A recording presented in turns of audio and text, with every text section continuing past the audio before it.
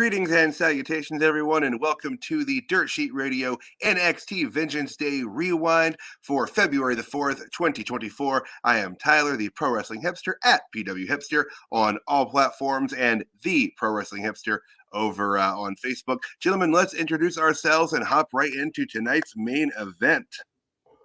What's poppin', people? DJ Danny Ocean, 3NT Wrestling Podcast, 101.9 Kiss FM, all that good stuff.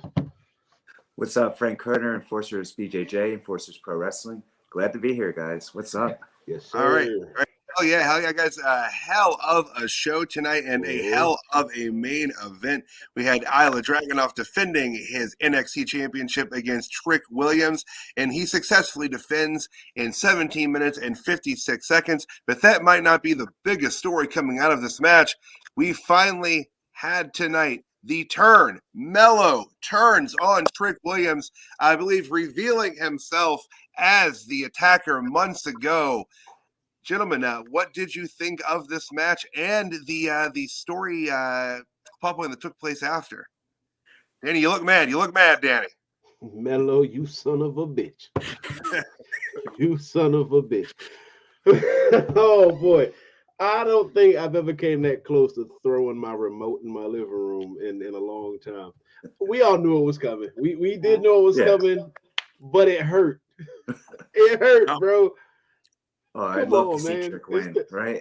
The end of the Trick Melo game, bro. But Trick Williams is easily the biggest star in NXT right now. First and foremost. And the type of heat Melo just brought on himself is beautiful. There was a "fuck you, Melo" chant. A "fuck you, Melo" chant live on Peacock. Fuck you, Melo. Amazing heat. And him yelling out, "Y'all made me do this. Y'all turned me to this. This is what y'all made." You know, that is awesome heel work already. And I will say this, then I'm gonna let y'all have it. The chair shots, the taking we talked about it in the chat earlier during the tag match to start the show. We get to that later, but when Trick Williams kicked up, he was selling a knee injury, and John, I think it was John, was like, "Oh, he hurt his knee," and I was like, "I think it might be selling something later in the match." Sure enough, in that match, that's what happened. But with Melo taking a chair to his leg like that, that's going to take him out for a month or two, maybe, just in time for Stand and Deliver, possibly. Imagine Trick Williams off TV for a month and a half or so, and then pops back up. Imagine that Road Warrior pop, the same pop he got on SmackDown the other night. It's going to be a thing. It's going to blow the roof off the building after Melo's done terrorizing NXT for the next month and a half. That does mean that going into Stand and Deliver, the match between Trick and Melo won't have any sort of title implication to it, which does kind of beg the question: who does Dragunov face at Stand and Deliver? That is a good question, because like right now, the NXT roster, there aren't as many standouts. Like most of the standouts right now are like on their way up to the main roster right now. Bron Breakker, Carmelo Hayes, Dragon Lee, maybe Femi moves up to the NXT Championship. I don't know that quick though. That's fast. I mean, he won his United States or North American Championship in a week. First shot. Dude, he killed it though. What up, Russ? What up, Malik? Down from the main roster. That's a possibility, but for Stand and Deliver though. Well, then again, it would bring more eyes to Stand and Deliver. Yeah, that's true. That's true. Yeah, it's hard to say. Because like you were saying, there's nobody that really just like pops out and screams like an obvious feud. Like we kind of assumed going into this that this would turn into some sort of triple threat scenario leading into Stand and Deliver. Because I think it's obviously like Melo's obviously like main roster bound. He's going to be on the SmackDown roster going forward, which. Hell yeah, fantastic. I think Trick's going to be up there a lot more quickly than we thought he was going to be, because God damn, he got one hell of a pop on SmackDown the other night, which was great. Like, it's awesome that so much of the main roster audience knows who he is and is ready to embrace and cheer him on the main roster. So, I mean, maybe they were going to have Trick win the title, but doing the pop you got on the main roster is just calling an audible, and they're going to figure something else out. In that sense, let me ask y'all this: would y'all want to see Trick and Melo on Stand and Deliver main event or opening match at WrestleMania Night 1 or something? Oh man. See, I as much as it would be really badass to see that on Mania, I feel like they'd be taking it away from NXT.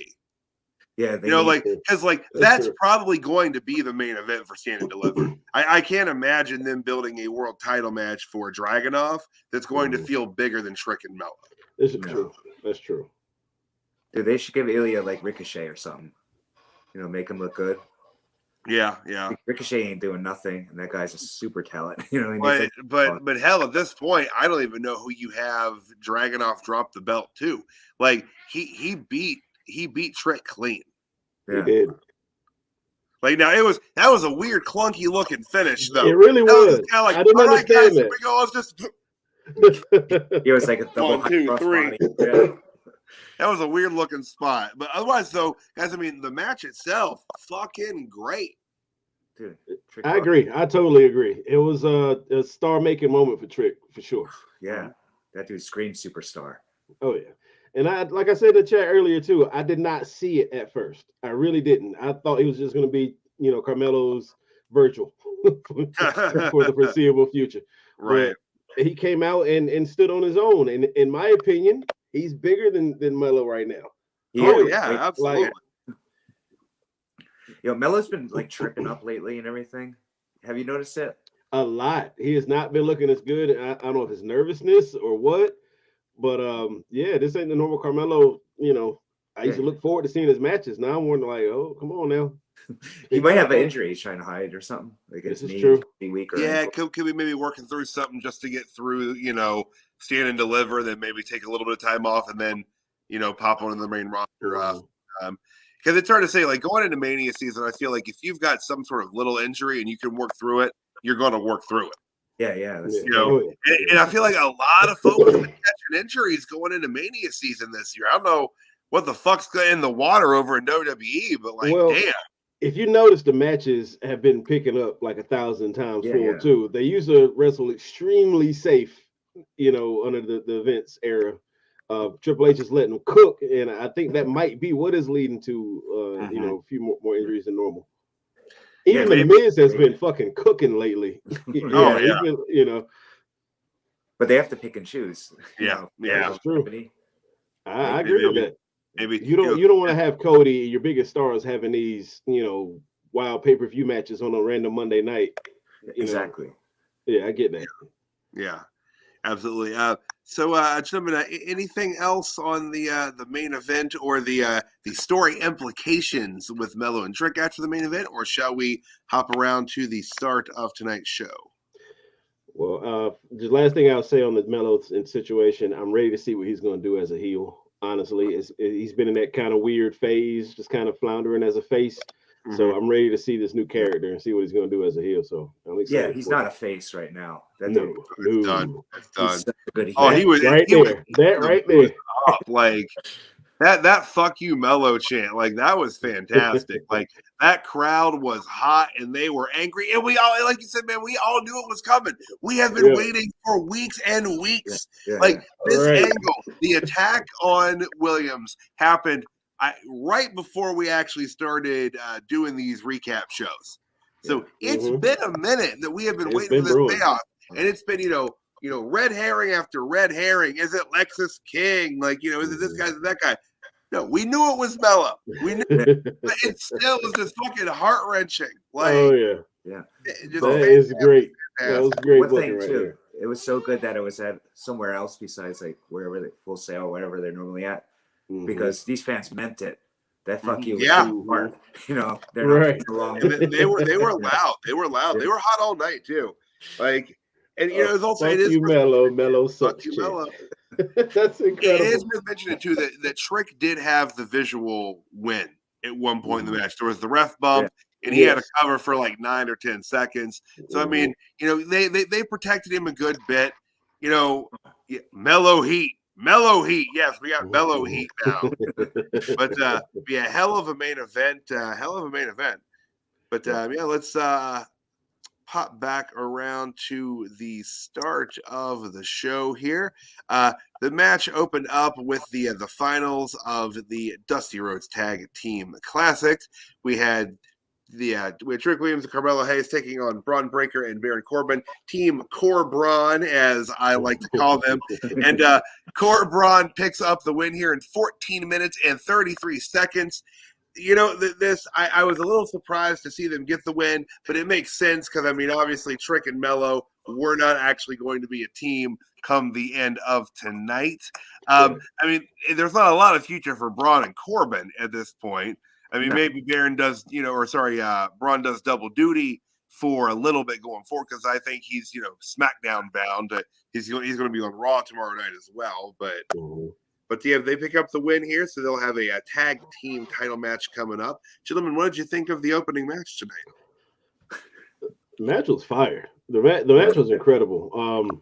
And again, Bron Breakker stole the show. That is a beast. And Bron Breakker is easily the future of pro wrestling. Like I can say that comfortably. He's fairly young still, and he still has plenty of years to reach his full potential and whatnot. So I'm excited to see what he's going to do on the main roster. But I'm curious about this tag team situation because it makes me know that they can't win if he's going to the main roster. Yeah, exactly. Yeah, and there was a lot of botches though that match. If it's like a slippery or something, that was when he almost snapped his freaking neck. Yeah. Oh my god, that was terrifying, bro. And everyone, Mello like busted his ass on the ropes at one point. He slipped or something too. Yeah, it was a lot of botches. Definitely. Yeah. That's what we were talking about. Carmelo hasn't been looking like the normal Carmelo lately. Yeah. Even on the SmackDown, that botch with Austin Theory that caused an early stoppage and whatnot. Yeah. There's a lot. There's a lot. He hasn't been looking like normal Carmelo lately. It's the same thing too with the suplex. That's why I think he has a bad knee or hip or ankle or something. These are the same thing. When he goes for the suplex, he jumps over a backflip and his leg gives out and he just falls down real quick. It's happened a few times. He's probably just trying to save himself until after. Yeah. This is true. Which is smart. You're not going to give up that time spot. Yeah. But no, overall, this match, I thought this match was really good, though. And like I said, Bron Breakker just makes you look forward to see what he's going to do next. And Trick Williams, with the momentum he had going into this match, of course, you just want to see what he was going to do anyway, So the excitement was already there before the match even started. But did you see that hip toss? The hip toss with Corbin? When Bron Breakker hip tosses him outside the ring. Yeah. That was actually pretty good. I would not expect a spot like that from Baron Corbin, so I enjoyed it. It's solid. And I gotta say, like the character work between Bron Breakker and Baron Corbin has been some of the most fun character work either of them's been a part of. This has made me enjoy Baron Corbin. Dude, he's so good. Tough. I just don't get it. Why he can't get over. His break was awesome. Yeah, this once you go happy Corbin, it's over for you. Yeah. Oh. Well, it's like a lot of folks get that King of the Ring curse. It's like you win King of the Ring in the modern era, you're pretty much done for. Yeah. But his broke gimmick was awesome. That was hilarious. Bum ass Corbin gimmick. Yeah. With his hair all growing in. I think he's done some fun stuff, but he's never been able to really on his shirt and shit. They should have kept that going for a while. Oh god. Good times. All right, but moving on, we had our second match on the card. Joe Gacy taking on Dijak in a no disqualification match. Dijak gets the win here in 11 minutes and 58 seconds. A lot of fun. Kind of the lighthearted, hardcore match. Joe Gacy's character, fellas, I gotta say, it is a fucking blast. Absolutely loving the character. He's clearly loving the character. It's a lot of fun. He's got a hard, sinister edge, but he's got a lot of kind of zaniness as well. So it's a lot of fun to watch him. I don't know that I would want to take a bump on Hot Wheel cars or Legos, bro. No. when he threw those Legos out, bro, I just imagine stepping on my kids' Legos back in the day and shit. And it hurt. Now I will say I have a buddy of mine who he wrestles on the indie scene in the West Virginia area, and I asked him one time, I'm like, man, I'm like, you've taken bumps on thumbtacks and you've taken bumps on Lego. What's worse? And he's like, well, I'll be honest, man. He's like, Lego hurts, but I've never had to use pliers to pull Lego out of my bone. So apparently thumbtacks still going to be worse than Legos. I don't want to fucking fall on either. No, so, more power and respect to all y'all that can do that. But yeah, I don't want to take bumps on toys. Toys are built not to break. No. Like I have seen kids do some heinous shit to toys and it lives through it. A Tonka truck will kill a moose. Like, you don't want to fall on this shit. Oh my God. I sometimes just wonder, why do you guys put yourselves through this shit? You don't have to do this. You know, you just set it on fire like a normal human being. Toy soldiers. Toy soldiers. Yeah, that was going on, Malik. Or Matthew, my bad. It was fun. It was a lot of fun though. It was pretty. It's what you would expect a kind of standard WWE hardcore match. Yeah, dude, that spot with Dijak and Gacy when he put him on his shoulders and Dijak, he launched him off for like the backflip through the garbage can, missed, broke his ass. Oh yeah, yeah, he went right over that trash can. Yeah. I thought he was done for, to be honest with you. But then Dijak's amazing. We talked about this in the chat too earlier. Dijak is an amazing wrestler. He has great matches consistently. Every time out, every PLE, he has a great match. Mm-hmm. Why is he not getting the respect? Like, why is he not getting any type of push? I don't know. On the mic, he has a look. Everything you want. Yep. That's what I never got. Again, like we talked, same thing in the chat. The Keith Lee feud with Dijak. Incredible matches. The story was there. Everything. The T-bar shit fucked him up clearly. Yeah. But I think I really do. I think that's what did it. I think that's what fucked it up. I think it was the T-bar. But even still, when he was in NXT, why was he never NXT champion? Did he ever even get the North American championship? No, he ain't getting none. No. So, he deserves some type of championship. He deserves some gold. He's good. He's really good. Yeah. Yeah, he is. For Dijak. Well, hashtag right now, we want Dijak. I mean, right now, Dijak's in kind of that upper mid-card gatekeeper kind of role. If you get by Dijak, that means you're moving to that kind of top of the mid-card, lower, upper card. So that means kind of like Joe Gacy's still going to be kind of floating around that, that lower mid-card level for a while. But I think Dijak's in kind of a similar role that Baron Corbin is. He's just a rung down on it. Corbin's kind of that main event gatekeeper. You beat Corbin, boom. You're solidified and through into the main event. Yeah. He's kind of doing that thing, which is great. That's important. Kane made a fucking career of being like a Dijak kind of guy. It's like you had to go through Kane to get to the main event. But you yourself, you got a whole career doing that, but you yourself don't get to the main event playing that role. But you're right, Dijak's fucking phenomenal. I don't know why he doesn't get more than he does down there. But hey, maybe they're just biding their time. I hope so. It's been a while. It's been a while. But no, go ahead. Go ahead. I was gonna say, what was the next match? Oh, all right. Next match, we had the family, Tony D'Angelo and Channing Stacks Lorenzo, who I almost call Channing Stacks Tatum every damn time I say his name, and Adriana Rizzo taking on OTM, Miss Parker, Nima, Lucien Price, and Jaida Parker with scripts at ringside, being the athletic son of a bitch that he is. But gentlemen, pretty solid 6-man tag. The family picks up the win here in 10 minutes and 10 seconds. What'd you think of the match? John, do me a favor and pull that picture of Miss Parker back up, please, sir. Thank you. Thank you, sir. Yeah. I wasn't done admiring. Okay, I'm finished. She got the Zack Ryder gear on, the old Zack Ryder really gear with the one leg, But bro, I love that Parker, woman. my Parker. I love that woman, I really do. But those guys, Bronco, Nima, and Lucien Prince, right? Mm-hmm. I can't even get their names right. I don't like their names. I don't. No, but, they are some NXT sounding names, and there are some bad names that come out of NXT these days. There's some bad names. That's random select right there. Elton Prince, right? Price. Yeah.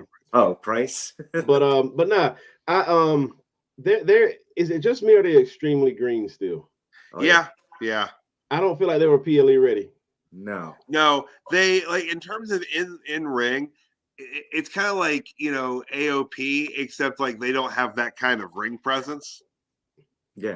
Like even though like AOP, like as green as they were in NXT, it's like you still want to see them thump the shit out of some dudes. Right. And like you really don't want to see that on OTM. Like Scripps is entertaining. Like I agree. He's the best part of the act, but it's kind of like they just don't really know what to do with him either. He doesn't look like he belongs with them. He's like it looks weird. I mean, okay.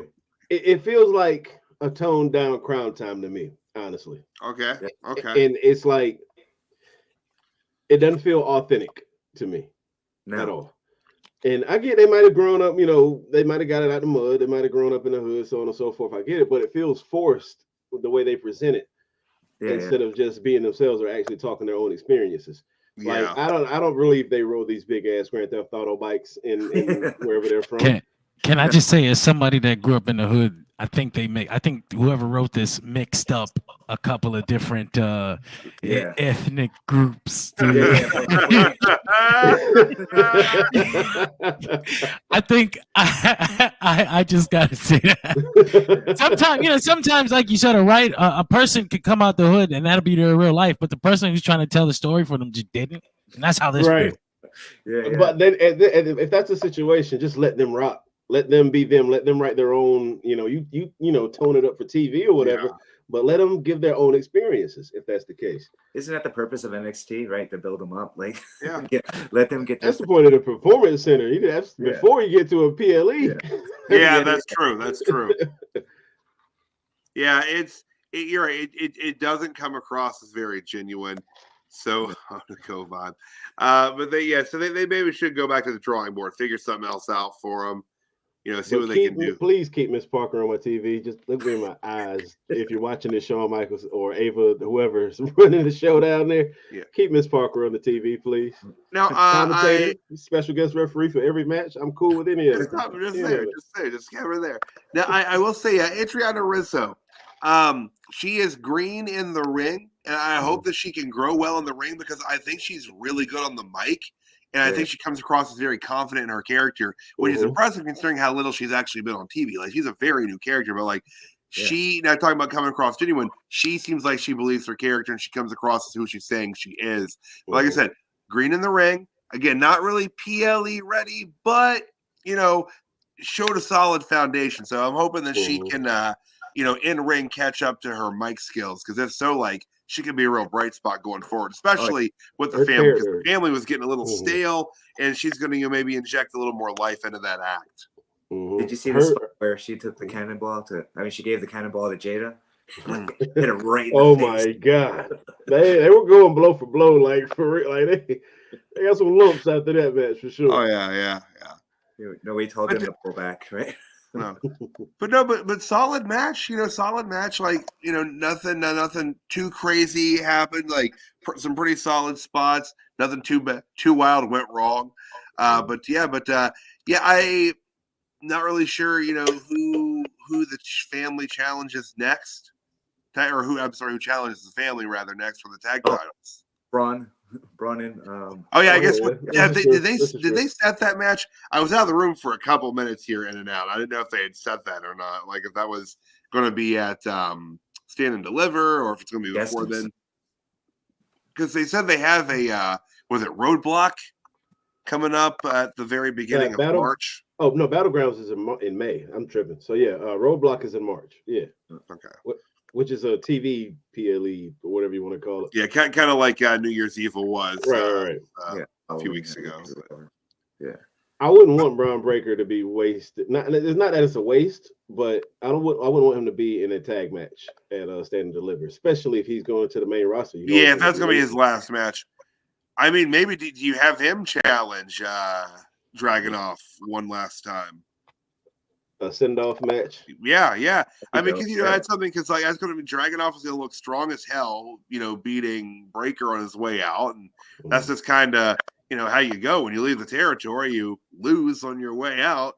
Yeah, or maybe maybe it ends up being a triple threat between Melo, Trick, and Ilja. Like Melo gets his title match, and then Trick comes back like, "Nah, bro, I'm in this."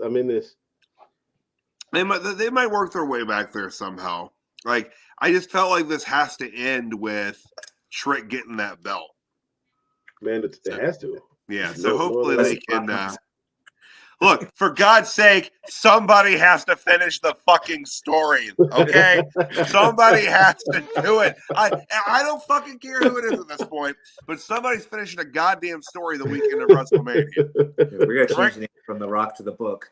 So many stories, man. I swear to God, if The Rock wrestles Dragunov for that title that afternoon. Bro, I mean, Cody versus Dragunov is stand to deliver. Okay, I'd watch. He doesn't have to choose Seth. He does not have to choose Seth. That's true. That'd be a sweet fucking match. Fuck it. I want him going after the TNA World Title. That's what he's doing. Bro, I will spit everywhere. You gotta relax. I'm sorry. I'm sorry.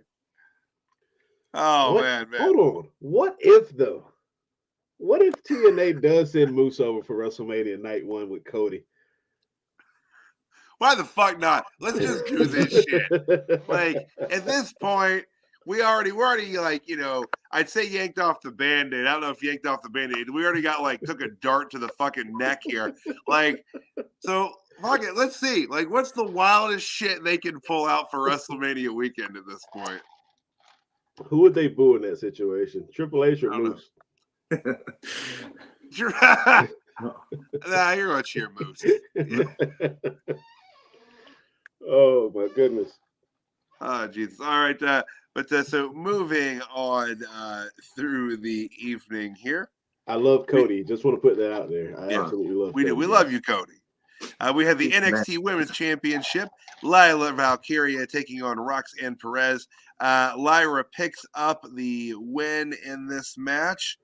Just about 13 minutes and 30 seconds. Interesting turn of events here. So minutes into the match, we had Lola Vice run down and cash in her breakout championship contract, turn this into a triple threat, and holy shit, Lyra retains.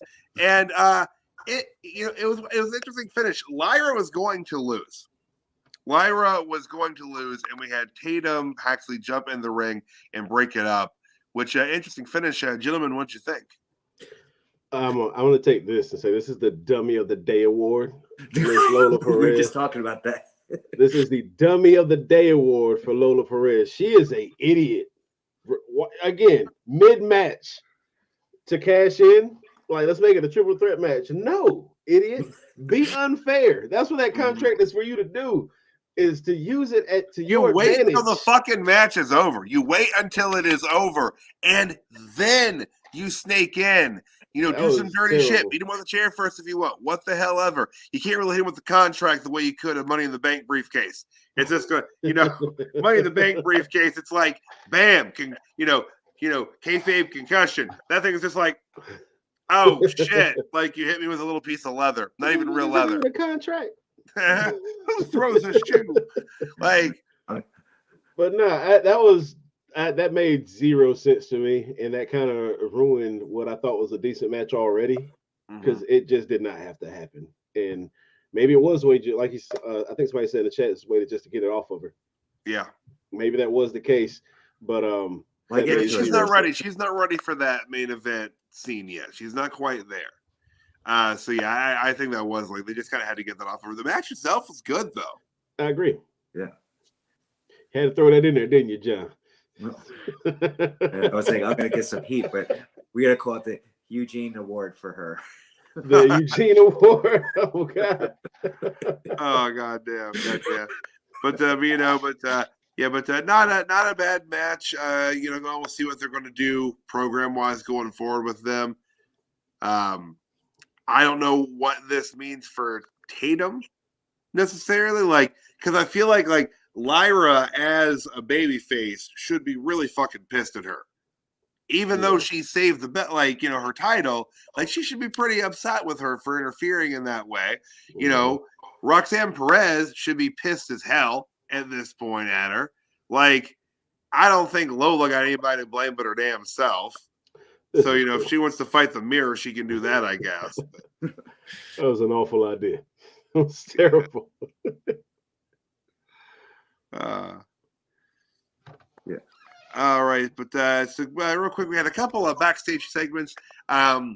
We had a couple that were split out through the night with Chase U, because you got to work Chase U. They weren't on the card tonight, but you got to continue the story of Chase U having their financial woes, trying to save it, and the women of Chase U, they have an they have a calendar. They have a calendar that they've released. So you did a couple sketches tonight, involved Lexus King. Again, Lexus not on the card, so at least he appeared in a backstage segment there, keeping the faces on TV and their names in the minds of the viewers. Pretty much what you'd expect. They're selling a calendar, for God's sake. They're saving the university with the calendar. What? I said this on, there it is. Here's the pictures. It reminds me, and this is a toned down version of it, but it reminds me of when I was maybe 14 years old, I got the Nitro Girls calendar, right? Fire and Whisper, and I really can't remember many of their names other than that. Well, obviously Kimberly. But yeah, it was. It's a weird concept. It feels so old. It feels Attitude Era, but a PG version of said Attitude Era. I don't know. I think that's the purpose of it. Make it cheesy. Yeah, and that's pretty much been the whole Chase U business in general is just cheesy. Yeah, I'm not really. I mean, it's fun. I guess it brings some fun to NXT on Tuesday nights, but yeah, Sean loves his cheesy. He loves his goofy ass backstage segments. A lot of the over the topness of those, especially the Chase U segments, where it's got background music and weird dream effects and shit. It reminds me of a lot of those late DX skets that they did with him, Hunter, all the weird backstage shit where they have him strapped to a skateboard and stuff. Little People's Court. Yeah. They established that there is an entire universe under the damn ring. This is kayfabe live on Raw. Yeah, clearly Sean loves him some absurd humor when it comes to pro wrestling. But they have pretty good matches. I will say that. I'll give them that. But it's just the same thing with Alpha Academy. Yeah, they can actually wrestle. They don't have to. Please get that Creed brothers out of that comedy shit too. It takes away so much from their in-ring ability for me. Well, and the Creed brothers have barely been on Raw the last few weeks, and I'm hoping that's why. They're you know what? We had them running with Alpha Academy and shit backstage, doing the dance with Hazawa and all that. Maybe we need to pull them off TV. Maybe let people kind of forget that for a minute, push them back in after Mania, and just let them fucking run people over. And maybe find a different finisher for them, because I don't think a lot of people are going to want to take that Brutus ball. Yeah, that looks. It was one of my absolute favorite tag finishers. Man. Oh, it looks fucking great. It's so Steiner Brothers as hell. It is, reckless disregard for the safety of everyone involved. The fucking referee takes a hit from that. It is brutal every time. I'm gonna throw myself at him. Right, goddamn. But no Tozawa slander. Nasty. It's nasty. But and we also had a black screen segment with some faces pop up with the words, "Man has three faces, one the world sees, one his family sees, and the real one no one sees, but reflects the evil he truly possesses." Somebody's a coming. The Japanese Yeah, don't know who. Hmm. There ain't no fucking way they're putting Okada on NXT. I don't want to hear anybody say it. That's what Twitter's been all a Twitter, I guess.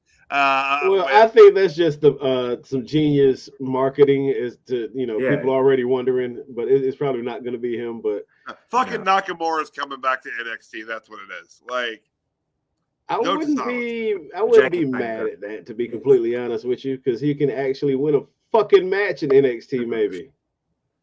Yeah.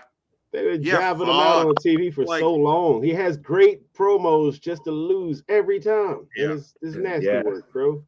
It's true. It's true. And again, he's kind of in a gatekeeper role right now. He's kind of been, defined into that slot. He doesn't need a gatekeep against Cody. We know Cody. We know this bull rap. We know he's not going to lose that bull rope. They're wrestling again. They're wrestling again Monday night. So we'll see what happmes there. And the bull rope match, Cody's match. How do we expect him? They got it. Like I don't want to get too much into Raw. It's tomorrow night. Hey, I'll be here live for Nursery Radio doing this. Yes, but man, I'm interested to see like what reactions we get, how the audience behaves. Bro, if Cody loses that match, I'm going to cry real tears of laughter because that's so dirty. Cody, you shouldn't have busted a throne. I remember. Like Jesus Christ, he probably is regretting that fucking sledgehammer to a throne so fucking much right now. Okay, before y'all move on, can I just say what a funky coincidence that this promo airs, and then like 5 minutes later you get that the report comes out that the owner of Stardom has been a mole for WWE all this time. So it's like, holy shit! Oh my goodness! So I'm thinking Julia. Like when they showed this, I was thinking Julia because we already thought she was on her way. But now I'm like, who else did he steal? Who else did he poach? Who else did he convince to come over? But I want to bring that. That was a crazy coincidence. It was like within 5 minutes of each other. Right. Also, the faces on that kind of remind me of the masks from Mario 2 when you grab the key and they like chase you around.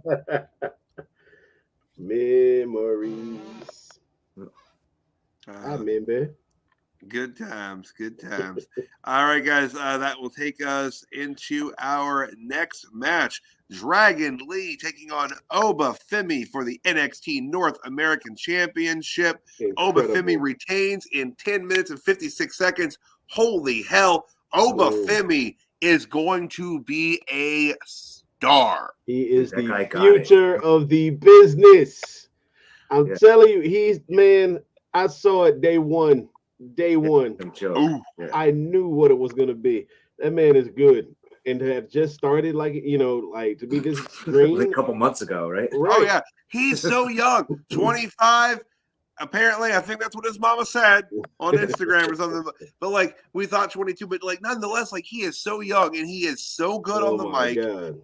He has ring presence. He's just got to get down the psychology aspect of it and just, learn how to call a match. But he already looks good in the ring.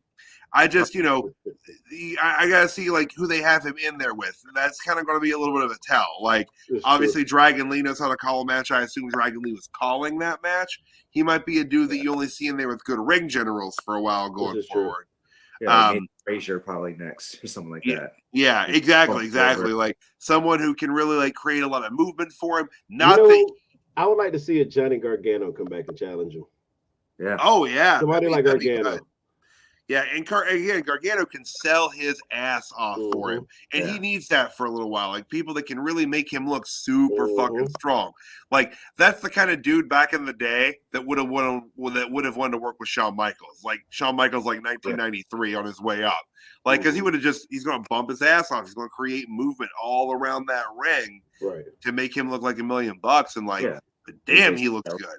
That match was incredible. In my opinion, that was match of the night for me. Oh, yeah. For sure. But Dragon Lee didn't like a slouch at all either. And like Matthew said, when Dragon Lee stomped off that man's sick when he face, stomped him up. nasty. Some hard hitting moves in that match. Those chops and stuff did not look friendly. No. Over Femi smacking this man out of the sky like a fly. Like, come on, bro. We got to fight for real when we get backstage. You slap me like that, right? The triple backbreaker spot. Yes. Oh my like God. Fucking brutal look, especially that last one. Like Lee, and again, just selling his ass off this match, just like bit right in half. Like fantastic. Dude, Dragon Lee's so good too. He knows how to match, man. And I'm kind of hoping like he's back up on the main roster after this. Like, it's nice. It's nice when they have it, but like I'd like for the focus on the guys out of NXT. I like for the focus to be completely on the guys and gals down in NXT. To be completely honest with you right now, I don't want to see too many people go up to the main roster because, like you said, there's not too many standouts in NXT at the moment. So I'd be okay with somebody like a Dragon Lee. I do want Braun Breaker to go. I'm happy Tiffany Stratton went up. Yeah, he's amazing.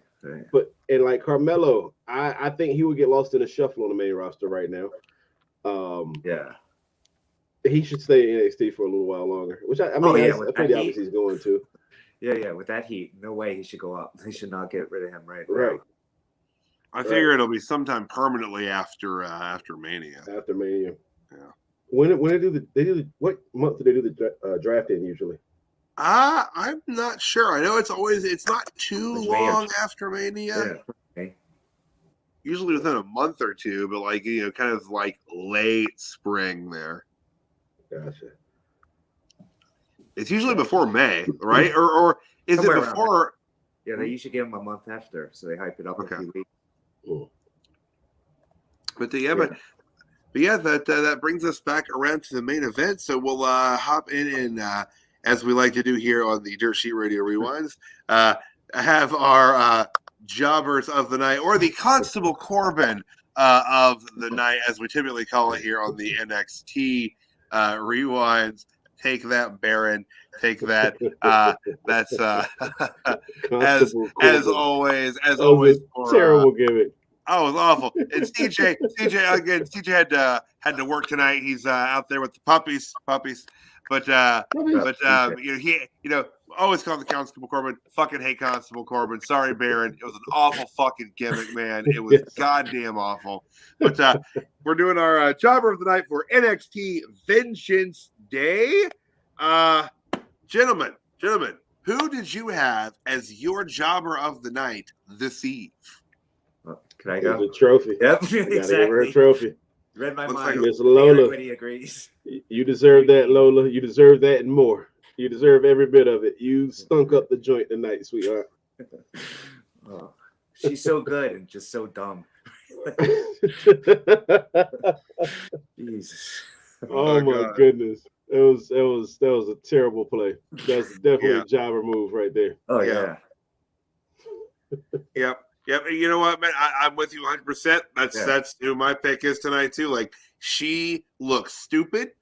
She looked weak. Like, I mean, that's the thing. Like, it's bad. You should, under no circumstances, ever lose a cash in for that breakout contract, Money in the Bank, whatever the case may be. There's no excuse for you to lose that match ever. Didn't she take the pin? Yeah. She did take the pin, right?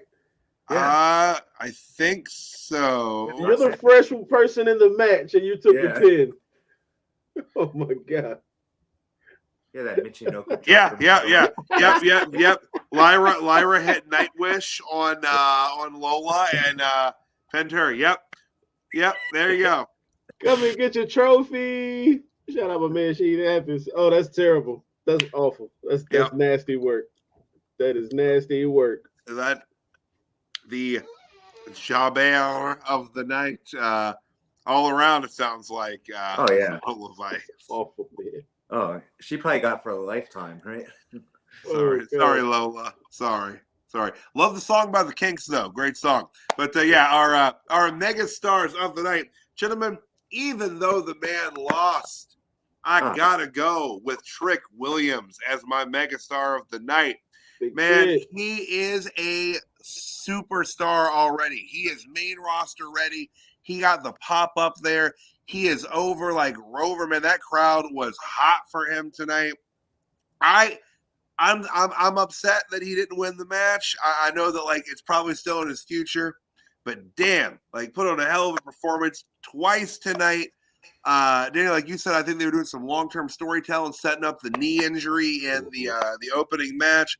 It was great. It was fantastic. It was a great story. The man has the psychology of professional wrestling down packed.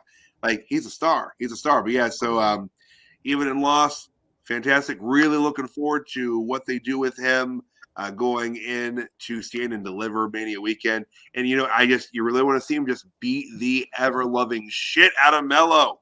The top is going to be so crazy. Oh my God. Yeah. Oh yeah, absolutely. But yeah, so my mega star of the night tonight, Trick Williams. Okay. You go ahead, Frank. All right.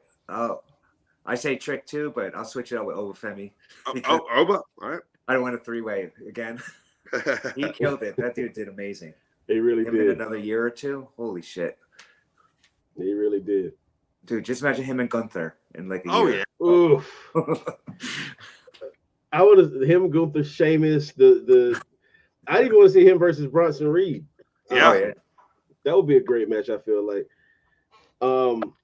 First and foremost, before I get to my super mega star of the night, I noticed this tonight in both his matches, the tag match and the title match. Does Trick Williams not remind you of like a modern day Booker T? Mm-hmm. Like all the way around, promo, in ring, move set, everything, build everything. He's like Booker T in 2024. Yep, absolutely. It. He is. He is the second coming of Booker T. Oh yeah, man. That's probably why Booker fucking likes him so much. We should say Booker T. Booker T. absent from commentary tonight. Apparently had some medical things going on. Going to take him off TV for just a little bit, but he'll be back and fine. So they had Wade Barrett filling in tonight, and I'll say ever needs to do that, sing that song again. No. He tried. He tried. He wanted to fill in. I will say Wade. Hell of a fucking professional. Like I don't know if he follows NXT like closely, like anyway. Just me. But he was all up on the storylines. Like he was well informed. Mm-hmm. He had well formed opinions on things. It's like Wade's a fucking professional. So hell yeah. Always nice to hear Wade Barrett on there. So as far as my mega star tonight, man, I gotta mandatorily say Carmelo freaking Hayes, bro. All right. Oh my goodness. Like I said, if he pulls that emotion out of people to make you like, bro, why did you do that? Like it hurt you to see him do that to the man. Yeah. You know what I'm saying? Carmelo Hayes that was amazing. He evoked emotion out of people. That right there is a great, that's something you can't teach. You know what I'm saying? No. Quick question. What's up? Sorry. For Carmelo, remember how he's doing the bad acting? Like when he hit Trick with the belt by accident, he had that stupid look on his face. Do you think now it's going to come into play? Like he's like, I never gave a shit before. It was intentional. It was all intentional, right? Yeah, because his facials tonight were outstanding. Perfect. Yeah. Like perfect that look of like giving the crowd the yours and all that. That was beautiful. Fantastic. No, you're good, man. That is some of the best heel work I've seen. Like, best heel turn I've seen in a while, should I say? Yep. That's Tommaso, right? Right. So yeah, I'd say that he's my mega star tonight. He just that was incredible. That was an amazing turn. Even though we all knew it was coming, we all saw it coming. It was still a great turn. It did what it was supposed to do for program. And I questioned if they were taking too long to pull the trigger on this, but hell, it worked perfectly tonight. It worked perfectly. So I'll try not to question Shawn Michaels too much going forward. Yeah, he knows what he's doing. Yeah, absolutely. But gents, tell everyone, where folks can find you and where they'll see you next. Danny, where can we see you next, man? Next, you will see me on 3NT Wrestling Podcast. It's my podcast. It's the logo you see back here. I can't move out of the way. Anyway, I guess I could tell people, John, that about the live thing. Yes. Okay, guys. 3NT Wrestling is gonna start going live here, right here in Dirt Sheet Radio. Do our weekly recap shows, talk about everything we thought about that particular week in wrestling, all the biggest news, the biggest headlines, the biggest things, matches, whatnot. But I'm excited for it because Dirt Sheet has been my go-to place for all my wrestling news for so long. And so I'm excited to be actually, doing stuff on Dirt Sheet Radio. So John, I thank you for that, by the way, bro. Matthew in the comments, that's one of my co-hosts. We're gonna have a good time up here, man. We got some dope giveaways too. I think we might tell you about that another time, but it's a big giveaway. Shout out my gamers out there. Nice, congratulations, man. I appreciate it, man. Appreciate it. It's good times, man. I didn't even get to tell y'all about everything that happened down in Tampa. I went to the Royal Rumble. John did too, and the Battle Rumble with Mega Ran and everything. But so many connections, so many dope, new friends made in this industry, and I'm just mind blown by it all. And I'm super motivated, so I'm happy to be in this whole space right now. Honestly. Oh yeah. Oh yeah. Yeah, that's me. Yeah. Frank, Right. where can we find you next, man? All right, you can find me. I teach Brazilian Jiu-Jitsu. I own a gym in Franklin in New Jersey. My gym is Enforcers BJJ. You can follow me on Instagram, Facebook, TikTok. I also do Enforcers Pro Wrestling. Haven't been doing it much lately, so I'm going to get back on it. It takes a lot of time to do everything, but I'll be back soon. And just check me out. Check out my gym. Support us. Local. Support local. If you ever want to do Jiu-Jitsu, man. I got some guys too. Thank you. I appreciate you guys always. Hey, always fun to have you on, man. Always a good time to have you on, Frank. Likewise, man. Yeah. And I, as always, am the Pro Wrestling Hipster at PW Hipster over on Twitter, Instagram, Threads, the whole shebang. The Pro Wrestling Hipster over on Facebook. And I'll be back tomorrow night with Cesar and Eduardo breaking down Monday Night Raw. Should be an interesting show considering all of the events coming out of Friday Night SmackDown this week. So interesting to see how the crowd's going to behave. But we always have a good time breaking down. And then I'll also be back on Tuesday at night with CJ and Soup. And we will be breaking down NXT as we do. But yeah, a fantastic evening, guys. Gentlemen, thank you so much for the wonderful conversation. And for Dirt Sheet Radio, have a wonderful night, everybody. And thank you for tuning in. We'll see you next time. Good night. Yeet. Awesome.